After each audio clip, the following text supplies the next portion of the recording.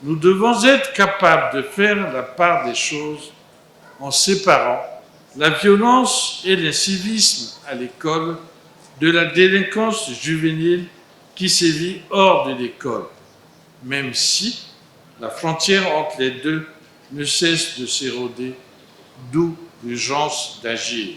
Les gouvernants et les gouvernés comprennent tous qu'il est temps d'agir pour stopper la recrudescence de l'incivisme, la délinquance, voire la violence dans la société congolaise. Le milieu scolaire ne suffirait pas pour éradiquer le phénomène. Toutes les personnalités sont concernées pour jouer leur partition dans le but de corriger les comportements déviants. L'État doit, n'est-ce pas, faire un dépassement. Au lieu que ça soit seulement dans les écoles, il doit aller jusqu'à même dans les quartiers et pour conscientiser ensemble avec les chefs de quartier, pourquoi pas associer les maires, l'arrondissement, les députés, tous les secteurs, même y compris ceux qui gèrent les églises, pour, n'est-ce pas, rééduquer la jeunesse. La perte des valeurs morales s'avère évidente aux yeux de nombreux observateurs qui appellent à la restauration de l'éducation nationale à tous les niveaux. L'éducation doit être restaurée à tous les niveaux.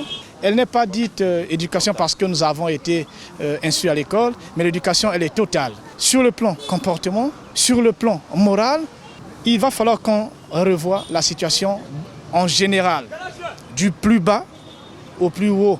Au-delà de l'éducation classique, de la promotion de la culture citoyenne et civique que prend le gouvernement pour apporter des solutions efficaces, un citoyen anonyme estime qu'une autre solution est aussi à rechercher sur le volet spirituel.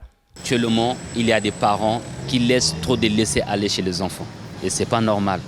Vous pouvez avoir dans un quartier, vous rentrez parfois à 21h, 22h, vous allez voir des petits enfants, 5 ans, 6 ans, 7 ans, ils sont dans la rue. Ce n'est pas normal. Et voir l'éducation des parents à la maison, et voir l'éducation à l'école, et on va lier avec la prière, je pense que tout ça ira mieux.